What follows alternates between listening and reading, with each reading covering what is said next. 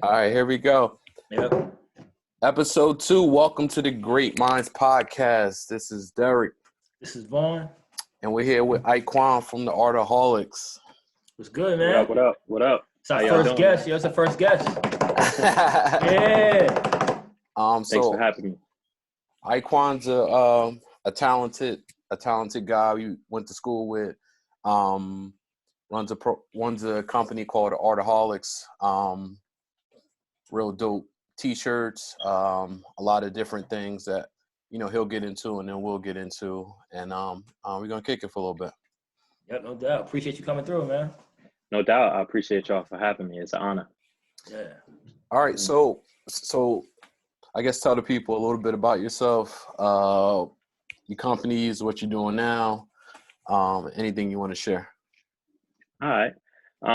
Well, I'm Iquan Worthington. Everybody know me as Ike. Yep. I'm from Newark, New Jersey. Like they said, I went to Montclair State with them back in 2002. And right now, what I've been working on ever since then is a passion project of mine called the Artoholiks, which span from a few different things. Overall, it's a creative agency, but we don't limit ourselves just to offering creative services to our clients. We've also do lifestyle events. We also offer products and services, so we print T-shirts and sell them, but we also offer those same services to our clients.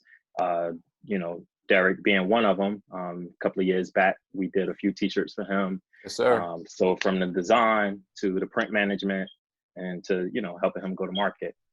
So that's what the Artoholiks do in a nutshell. We basically brand our clients, equip them with the tools to go to market and sell or run their business. And then once they're already running with their business, we manage their creative by not only taking the photos, but storing the photos and helping them use the photos and put out the content in the best way possible to help get their, communications out.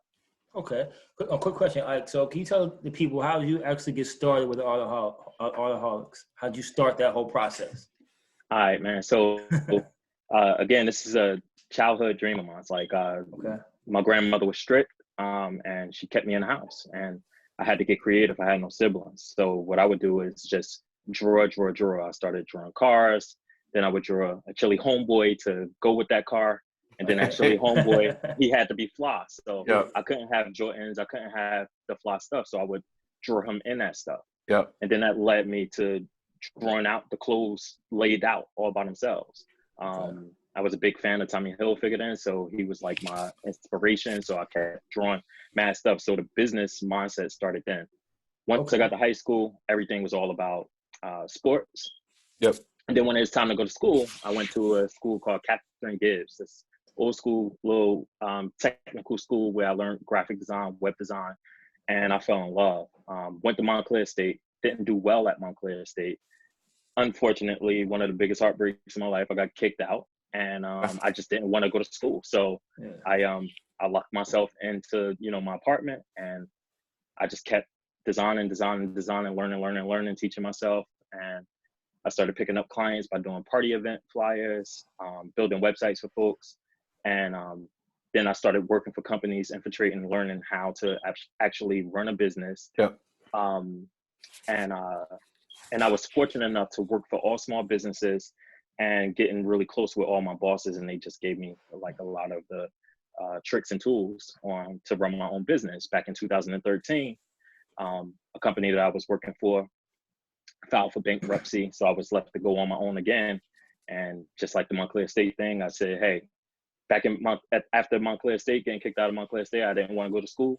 Yep. In 2013, I didn't want to work for anyone else again. So I stayed in my apartment and figured out how to run a business. And in 2015, bought studio space, assembled the team, went knocking on all the doors downtown Newark, got some business. And, we've been killing it ever since then. That's the grind, man. That's the grind. Yeah. I think what's dope now, and I think a lot of kids are starting to see it too, even from record labels or lack thereof now. It's dope that people can get on the internet, start their own business, start their own companies drop their own albums and they come to, they come to the record labels, with leverage already. It's ready like, to go, ready to roll. Yeah, and another thing I thought that was dope, when you say you were kicked out of school, what would you tell a person that, because when we're in high school, like you go to college, you know what I'm saying? That's it. That's the way you go to college. But I think with someone like you, who didn't fare well, at least at Montclair State, or you weren't feeling it, or whatever the case is, like, what would you tell like a younger kid that wanted to go in your lane and do art or do anything? What advice would you give them? So in my 3 years of college experience, the biggest thing for me, I came straight from the hood, had no diverse background. So everything I knew was straight Black and hood and ghetto. I think the reason why I felt at school, not because I was a dumbass, but as an artist, I was happy to be around a bunch of people, diverse groups. Yep. So I was hanging out a lot at school, just chilling. I was chilling with smart people. Yep. Right then, that's when I just learned that I'm just not a school person. It's not that I'm not smart. I taught myself everything. I know how to read. I know how to do everything that a lot of my peers know how to do. And over the years, I've outworked people who have master's degrees. So I just think it's what I would tell a young person is, I do think education is key. I think it's important. So I definitely wouldn't promote not going to school or downplaying education, but just sitting with yourself and trying to figure out who you are. Fortunate for me, I understood that. And that's why I decided not to go to school and try to get back into Montclair State. I said, hey, school isn't for me. While my friends graduate, I'm gonna work on business, and hopefully, we're at the same pages when once they graduate and they find their jobs. And it worked out for me. But I worked hard. You know what I mean? So I stayed up at night, 3, 4 o'clock in the morning, learning code, learning certain things, reading books, infiltrating my bosses and all of that stuff. So I still worked extremely hard the same way a scholar would work extremely hard in school. You know what I mean? So that's what I would tell a young kid, like, yo, just because you don't go to school don't mean that, or just because you're talented don't mean you get to chill. Like, you still have to work hard. Absolutely. Yeah. And I wanted to add too, just about that. Sometimes people associate success with schooling sometimes. And I think that that's not really the case, because school isn't for everyone, and I think the thing about college that I got from college, again, was me meeting different people and basically expanding my horizons. So it wasn't necessarily the work aspect of it. It was me being exposed to different people, different cultures, different things, and that helps you grow. So I think school isn't for everyone. And once you figure that out, you can be extremely successful without checking all those boxes. But some kids, like Derrick had said prior, that they feel they have to do that. So they'll go and waste Sally Mae, waste money, and have always have to pay back, but they really didn't learn anything from that. So I think once kids realize that, hey, there's other ways to be successful without just following that, the same ladder. Everyone's path is different. Yeah, everyone's path is different. Yeah, I'm around people all the time who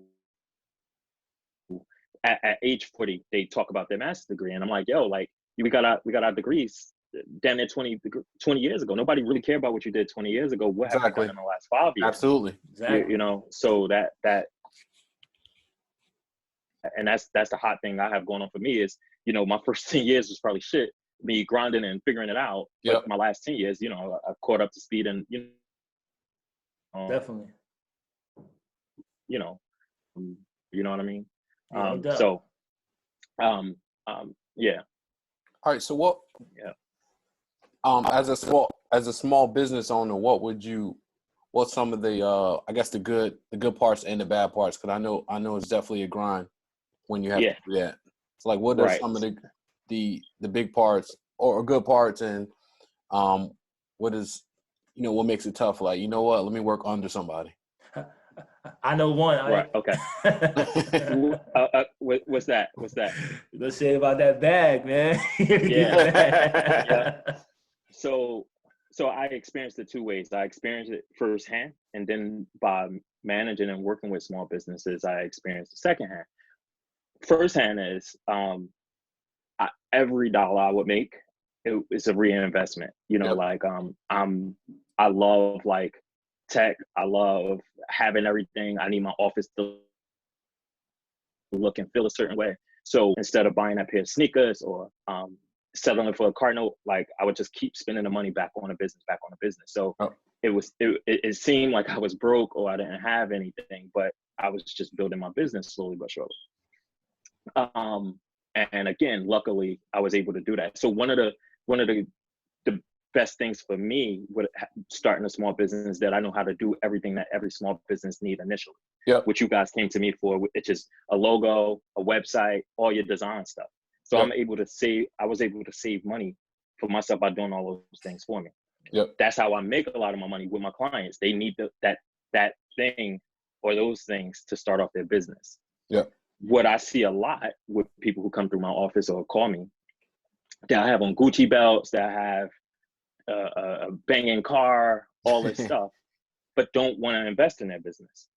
You tell them a price. You'll be like, hey, you got to link PayPal to your website. They're like, oh no, but PayPal charge a fee. Well, they give you a tool for you to sell and connect with people from all over the world. So pay that small fee.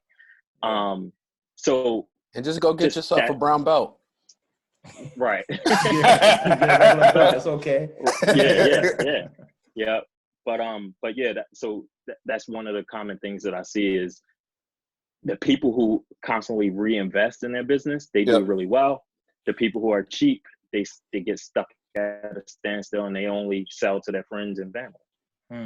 Yeah, and to use that example, like they invested in Gucci and like Gucci don't care about you. For real. Right. You can't pay that whatever small fee is to invest in yourself. Yeah, that's how it's. Yeah. And I'm not knocking getting a Gucci belt. Just have your affairs in order. That's all. Yeah. Exactly. Yeah. Get both. You know what I mean? Like exactly. You know, that's or whatever. You know what I mean? That's the problem with most people, though. I'm not just saying it isn't from different backgrounds. It's like universal that people have their priorities mixed up. So they'll get that whatever that guns and butter, right? Like Baby Boy, guns and butter. They'll get all that butter. But where's the guns at? They don't have no guns. You know what I'm saying? Right, so you got this nice car, but you living at home, you know what I mean, with your in your mom's on your mom's couch or something like that. You know, it's how people think. It's the thought process. Another trend that I see with people starting small businesses is that they want to be the celebrity of whatever it is that they do. So you make cake pops, you want to be the celebrity cake pop maker. So you're worried about how many followers you have or how much you posting on social media, and being the best cake pop maker around or whatever it is that you do. They'd be more worried about what people think of them and the perception of their business versus the back end tools of their business. You know what I mean? So perception, you look like you're selling a lot of cake pops, but you're really only selling 3 because you're too busy doing it for the gram all the time. You know what I mean? And they ain't converting no sales. So I see that a lot as well. That's like being the broke popular rapper and the songwriter. Right. That's the worst thing. Exactly. The songwriter will be at your Christmas party and you don't even know he got millions of dollars. Exactly. You ever heard that analogy? I think it's like I'm dressed like or act like a farmer, something like that. So like basically you look at farmers, right? They all got bread, but they wear the dirtiest clothes. Yeah. So you wouldn't know they had bread. You know what I'm saying? And I look at this, and not all case, you could tell how someone is doing by what they're wearing. So remember when Hov said, "You don't play with a money phone." You know what I'm saying? You put the phone. You don't do that. If you have money, a lot of times you don't even have cash on you. You're carrying the clothes with you. You don't carry the cash because you know that's a target. So the people that have the cash on, that's probably all the money they have in their life. They're carrying with them. That's the thought process. So we need to change the way we think. You know what I'm saying? So that's a big thing. Yeah, I agree.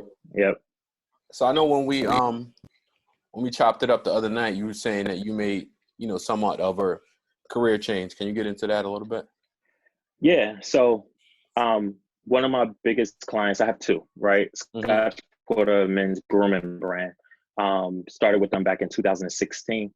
The owner, he had a barbershop downtown Newark, and he saw a problem with Black men and how they take care of themselves. And he had a solution. He said, okay, Black men love having a beard, but we're using our mom's or girlfriend's products in our beard and they're dry and, all of that stuff. So he created some products, and now, fast forward 3-4 years later, We're now in Target and Walmart. Oh wow, that's dope. That's dope. Yeah. So it grew. The second biggest client that we have right now is a company called Mochify, which is a digital bank. Yep. And their whole mission is to serve the unbanked, which is Black and brown people. Yep. In our communities. We don't have access to financial education and banking the same way the others do. So back in January, I made a decision to go work with Mochify full time. Yep. And I took one of my colleagues from the Artoholiks with me, and I still work with Scotch Porter and a few of our other clients, Black Lives Matter, and on the side with one of my other colleagues. So I'm pretty much working 2 jobs full time with Mochify, and then part time helping managing those other 2 brands. All right, I see you with the humble flex. I know, flexing, I like it, right? He said, "Nah, we just in Target and Walmart, you know what I'm saying? A little something like." Yeah, no big deal. Some mom and pop spots. Yeah, that's that humbleness. Yeah. Well, I had to talk about the success story, absolutely. of the clients and why I was able and fortunate enough to be able to, step away over the last 3 years. It was difficult running a creative agency with, I think the most employees that I had at one time was 7, 4 full-time, 3 part-time intern. And we had got to a point to where so we were making, some money, had the clients, but not enough to bring on new teammates. Yep. To be able to afford the high level teammates that we would need in order to go out and get new clients. Gotcha. So back in January, I made a decision. I wanted everyone to be able to make some money. So that's how we came up with this deal. We said, okay, one of the teammates want to keep working as a freelancer. So him and I together will work on, 2 or 3 clients that we want to keep. And then one of my other colleagues, she preferred to have a full-time secure job. Yep. So I joined her at Mochify, and we're both doing that. And the reason why we chose Mochify was because 1, they had the opportunity for us. And then 2, it's just something that we could get behind, when we talk about small business, Black people, without even knowing it, I became like a advocate for small businesses and Black people trying to start business. I've helped hundreds of, people get started with their business, success or not. Everyone came to us for something, whether it's a website, a logo, a t-shirt printed, a flyer, something, to get their dreams off the ground. True. Yeah. How, I guess we're all in this this pandemic, everybody's up in the crib and stuff like that. And how's that affected you? Actually, I see you got some dope shirts printed. So yeah, I see you always trying to, as a good business mind, you figuring out a way to leverage the situation as you should. But outside of that, how has it affected you in your regular job and with the Artoholiks? So fortunately, and I say this humbly, because I'm definitely in a privileged place. Yep. I have friends that lost jobs. Again, working for small businesses. Yep. I have a lot of friends who, their business is crippled right now. Yep. But for me, that transition from the Artoholiks to Mochify was very difficult for me, emotionally, mentally, a few different things. And it happened so fast that I just felt like I didn't have a break. So this pandemic gave me the break. So I have the luxury of being able to work in my studio all alone. And it was just the break that I needed. So I'm back to feeling very creative, happy to design. I've been able to just, really catch up and practice and hone in on the things that make me a great creative director. Yep. Yeah. And at Mochify, we've all been working remotely. So it's been cool to connect with the team, but not have the team all in your face, have someone over your shoulder, left and right. So that worked out for me. And then from a family perspective, it's been good. My wife worked home and she hold down the kids. Luckily for me, I have big boys, so they are able to, take care of themselves, and I don't have to, change no Pampers in the middle of doing an email. So So it's been good for me. You know what's crazy? And one last thing, what I've been doing, because I'm a small business advocate, I allocated a certain amount of funds every week to support like a few of my clients who own restaurants. So That's dope, you know, man. probably shouldn't be doing this, but I, go and get the food just to, do my part in keeping that establishment going. That's dope, man. That's dope.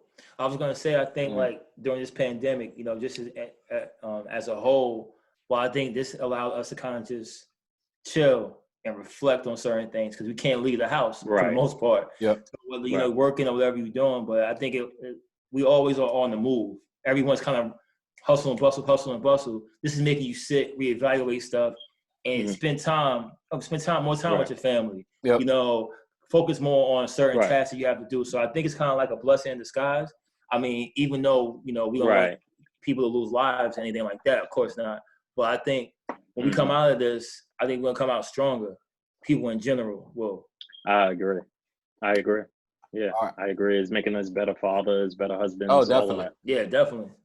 All right, I'm gonna ask you one question before we get over to sports. I got a little instigating to do, but before we get over to sports and before we get over to music and stuff like that, what's like the wildest story you had with a client?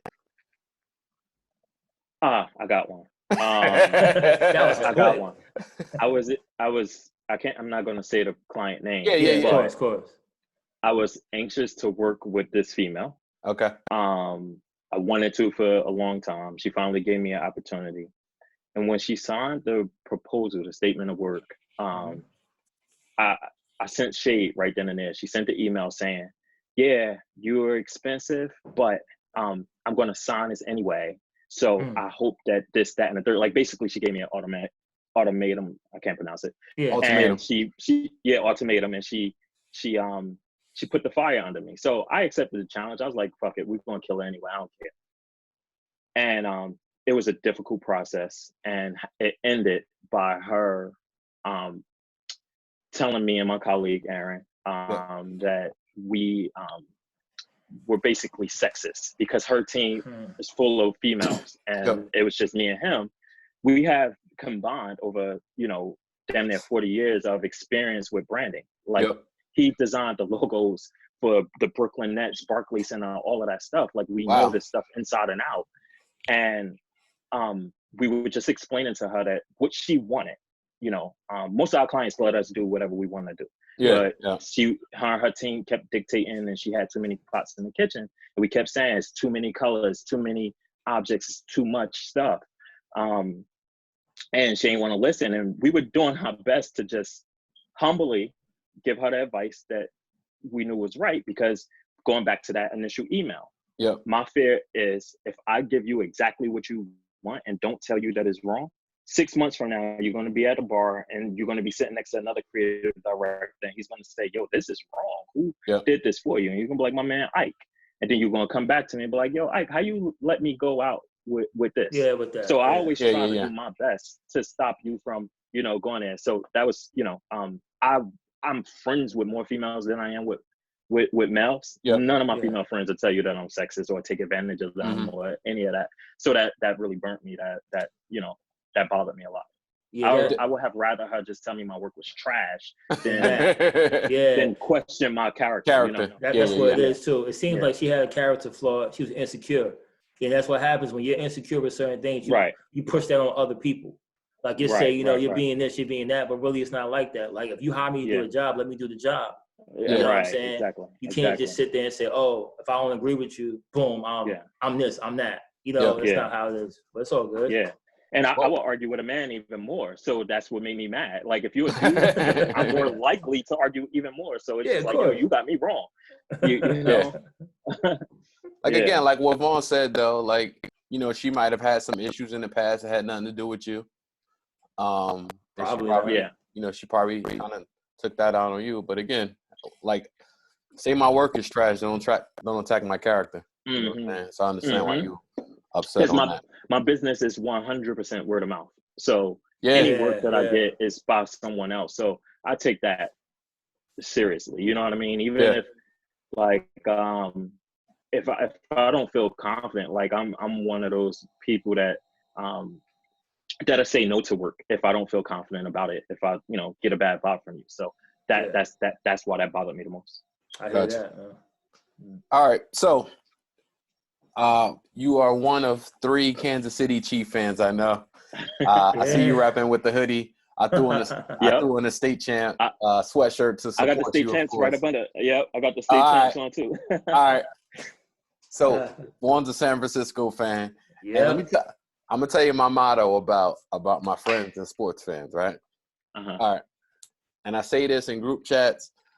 I support my friends in life. Right. I support them when they have kids. I support them with new jobs. I want them he a hater, man. I want them to be the biggest. Whatever they want to do, I want them to be the greatest at that. Right. But I will not root for your sports teams. So whoever you're going against, if I got 10 friends that's Niners fans and 8 friends that are Chiefs fans, I got to go with the Chiefs. So you trolled me a lot, though. Yeah. Again, you trolled me a lot. Probably not in the Super Bowl. He's been trolling me for 20 years, man. Well, I left you alone in the Super Bowl because I had an invested interest in you guys winning. Now, if you were playing an obscure team like the Bengals, I would have been on your timeline the whole time. Right. I'm not a hater in life, but I am a sports hater. Yeah, you've definitely had me hot a few times sitting on my couch. I'm like, yo, why are you bothering me? Yeah. Why is he bothering you, right? Because listen, he's a Raider fan. I'm an Oakland Raiders fan. So a Raider fan got to do it. Raider fans, come on. You know how it is. That's all you got. Sorry, Oakland, but we know how it is. So you got to, Chiefs. But yeah, so I have a question for you. What was your thoughts in the fourth quarter of that game down by 10? What do you think was going to happen? So here we go again. So for me, I was happy with making the Super Bowl. Okay. So had we lost to the 49ers in a tight game, I felt like the 49ers were really good. I was 50-50 with it.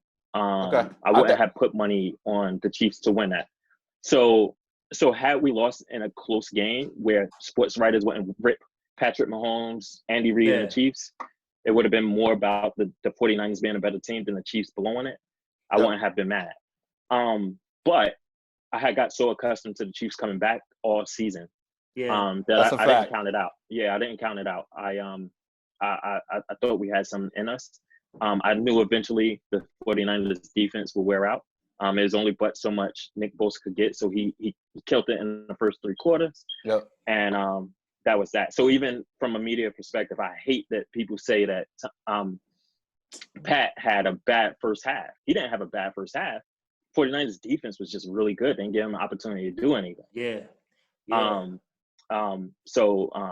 But Travis Kelce was amazing.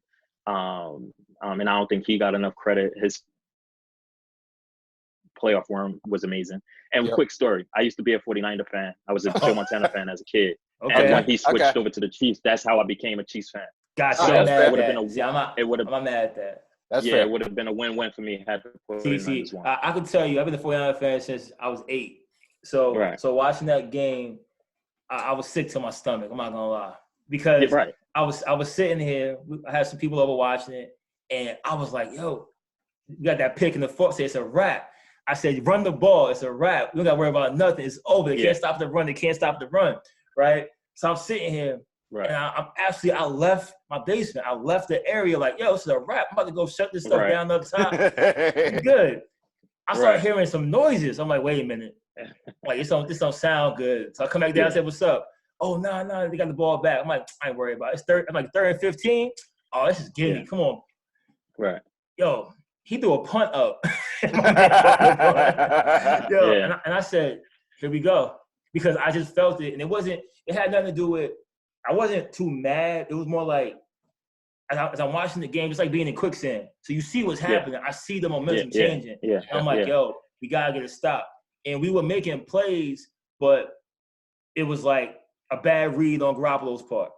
Right. But it was a good call, but bad read. I'm like, all right. Yeah, he missed Kittle. He was wide open. I'm like, all right. Then I'm like, run the ball mostly. They don't give it to him. Then he missed Sanders. Like, all right, that's it. I'm like, yo, I have a feeling they're not going to win it because just how the game is going. And I wasn't even too mad because, like Derrick knows, as far as sports goes, I care a lot about my team, but I can't control it. So I can't get too high and too low. So I gotta watch it and go, you know what? If we're gonna lose, let's go out on our sword. Right. You know what I'm saying? So the fact they lost to them and Kansas City never won, it didn't bother me as much. I was like, you know what? We had that game. You know how it goes. But Kansas City haven't had one since, you know, forever. You know what I'm saying? Right? Yeah. So I'm like, yo, if it's going to be them, whatever. I'm not even mad. I wasn't even mad at it. I was kind of like, yo, meant to be is meant to be. But I was probably mad for about 30 minutes. 30 minutes, that was over. Yo, so fun fact. I didn't cry. I wasn't crazy. I watched LeBron James win over Golden State, and I've cried twice after the Super Bowl watching that more than watching the Chiefs win. So I feel a little cheated to some degree. Yeah, I feel cheated. I'm like, yo, shouldn't I have been more happy about the Chiefs? Because I'm more of a football fan than basketball. Gotcha. Y'all deserve it, though. That's why I say, like, yo, hats off to the team. That's why I know no animosity. Like, I was just like, yo, those boys got it done. Like, you can't say nothing bad. You know what I'm saying? So I hope we be back next year. And we'll see what happens, man. You never know because you can get hurt. It could be an injury. You know how it goes. And to Vaughn's defense, when his teams win, he's not like a crazy bragger. He like a sneak bragger though. He'll just be he'll be like, oh, you know, it's the champs or whatever. He'll keep it moving. Yo, I don't even need to hear that. Yo, so I told you. I'm like, yo, when you win, see, I was a Bull fan in the 90s. Still a Bull fan, but Bull fan in the 90s. 49er fan, UNC fan, basketball fan, Michigan football fan, right? So I'm like, yo, when you used to winning, it's cool. Like, you shouldn't even be like Barry Sanders. When Barry Sanders scored a touchdown, what he do? Give the ball to the ref and walk away, right? I said, act like you've been there before. Like he's been there before. So when I see somebody that's like overly braggadocious about his team or his or her Cowboys team, I'm like, yo, come on. Yeah, I'm like, come on, man. Everything's a Cowboys year. I'm like, come on, like, yo, I keep been there before. Like, it's cool. You know, you can easily be 6-10 or 10-6. You know how the league goes. So now I'm happy for you guys, though. Congratulations again. I'm saluting you as a 49er fan, saluting the Chief fan. That's crazy. Nah, I hope the season start on time. First 4 weeks, I'm gonna hit the bars and go to the bars and rock my Chief shit. Yeah, and show out, then, man. You deserve it. Yeah. And the NFL is so different than any other sport. Like, for the most part, in the NBA, it's like, you know who's gonna be back in the playoffs. You know, like you never know from year to year. Like when the Eagles won. And Jacksonville should have been in the Super Bowl that year. They blew it last minute. Like neither one of those teams were even in the playoffs the year before. Right. So like, you know, you get the right combination of guys. You know, all of a sudden you got some obscure team that haven't been to playoffs in 10 years, and they're in the conference finals just like that. You know what? What Ike said is true. Like with the Chiefs, a lot of times teams that win the Super Bowl, something happens. Like when they were coming back from those leads like that. I'm like, that's showing me momentum. That's showing me something. It doesn't really happen like that. It shouldn't happen like that. Yeah. So the fact that they made that far and they would still win, I'm like, yo, all right, it's ball game. They have a good chance to win. Like I was telling Derrick before the season started, I thought the Raiders had a chance to go. I was like, the Raiders look good. And then we fell apart late. We fell apart, but I was like, yo, they look pretty good. Yeah, I got scared of the Raiders. I can't lie. I'm scared of the Raiders now. I think they're doing their offseason has been good. I think we're gonna take a receiver in the first round. Hopefully, it's the kid Judy from Alabama. I like. Gotta relax. Yeah, I like. I think we pick right. I think we might pick right before after y'all though. I think y'all pick 13, right? Yeah. She's like 13. So the Niners, right? Yeah. Could we trade Buckner? That's right. Buckner. I don't really like that too much, but it's all right. You can't keep them all. The Chiefs did a good job with keeping. You did. Whole squad, especially the offense. So I think we'll be back. I think anytime you have like Patrick Mahomes as your quarterback, you'll always his generation be in the conversation. But I'm scared of the Ravens. But the Ravens, they went up. They didn't go down. And Lamar Jackson now have that heartbreak of losing in the playoffs. So I still don't believe we'll have to go through them next year, I'm sure. I still don't believe in Lamar, man. Lamar, because I like Lamar. I like him. I like his game. It's not that. I think the style of play that they play. I just think when he gets to the playoffs, it changes, man. It gets hard. Like you gotta be able to throw that cheese around. And you have to. I think they kind of mismanaged him too because they knew they were getting a bye, and they sat him in week 17, and then they had to bye. Like you're talking about a dude with like less than 30 starts. He needs to be playing. Yeah. Like he's not like Drew Brees or these other guys with hundreds of starts. Like, so the first half, like he was out of rhythm too. But I'll see what he's doing next year. Nah, but remember this new playoff scenario this year. There's only one team get a bye. I hate it. Yeah, I don't terrible. like it. I don't like it. One team get a bye, man, and then you got two extra teams in, one from each conference. So that's going to get ugly. So if you don't have that number one, you know. I like change, and I'm not mad that there's an extra playoff team. Yeah. I just hate that there's only one bye. That's going to make it rough. Yeah. Well, I think the other part of it is too, like you're going to see more teams playing in week 17 now too. Oh yeah, definitely. Because chances are, unless somebody's blowing the table away at 15-1, chances are your game in week 17 is going to mean something. But I think if you're a rhythm team, right? Like the 49ers were like a rhythm team and like a system type of team, and they were going to run the ball on defense, and then you let Jimmy throw when he can, right? Or when it's open. That's all about timing. You know what I'm saying? Yeah. So if you have a bye, a lot of times that timing could get off, and you see yourself in that second round game sweating. Like, we down 14 zips. So I kind of rather play. Like, I'd rather just say, you know what, play. Especially if you're like a running team, I'm going to get the ball and run. You'll run down your throat, and hopefully we just stay healthy. You want to just stay healthy as time goes. But the ball always kills sometimes. Yeah, and not only that, you playing a team that's fresh off a playoff win. Yeah. So, like Tennessee. Like a Tennessee. Exactly. Their confidence was through the roof. Yeah. All right, so we got a couple of rapid fire questions for you. It's the fun part. It's the fun part. So we're gonna give you, how much time can you have to answer? We don't even want to give you a chance to think. If you pick the wrong answer, it is what it is. All right. Are you ready? Yeah, like 3 seconds, the top. 3 seconds. All right, let's do it. All right, you got it. All right, Mahomes or Montana? I'm going Mahomes, yo. Ooh. All right. Yeah. Game 7 World Series tickets for the Yankees, or Game 7 World Stanley Cup tickets for the Devils? Yankees all day. All right. Andy Pettit or CC Sabathia? Andy. I'll have to say. Yeah. All right. That pickoff move was serious. Yeah. We got headband LeBron or lace front LeBron?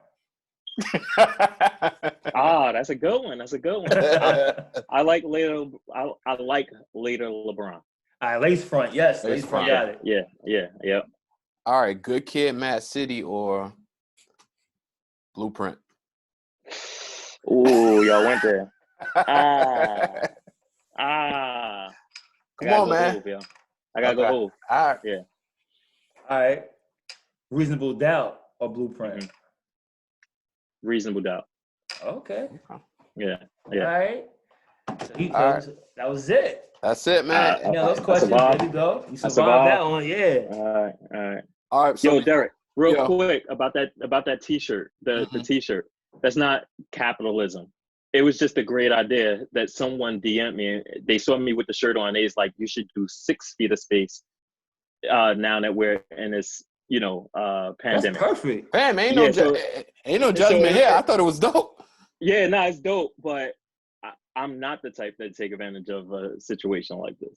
Okay, fair enough. Yeah. This 6 feet of distance is going to be used throughout our lives. Watch, right? Because people are going to start changing where they maneuver stuff. You know what I'm saying? Yeah. I like it. I need to cop one, yo. I'm gonna talk to you offline. All right. All right. So if you want to give out your social media, whatever, before we wrap up. All right. So you can follow me on Instagram. That's my favorite social platform right now, and it's Iquan, WIQUAN W. And then Artoholiks is the Artoholiks across all platforms. So Instagram, Facebook, and YouTube. That's TheArtoholiks. All right, bro. Thanks for. No doubt. Appreciate you, man. Yeah. No doubt. Thanks for having me. This was fun, y'all. Yeah. Same. Definitely, man. Be safe. All right, bro. Keep it going. Yep. All right. Man. Peace. No doubt. Peace. Later. All right. All right. So shout out to Iquan. Word up. First guest in the books. Yeah. All right, so Man said lace front LeBron. I know. He knew it's funny, like he knew exactly what you were talking about. He ain't look at you funny. No, he knew was exactly just what like, it is. that's a tough one. But yeah, shout out to Iquan. We're gonna wrap here. Make sure you follow us on Instagram at the Great Minds Podcast and on YouTube Great Minds Podcast. So salute. No doubt. Thanks for listening. We Take out. it easy. Peace. Comment.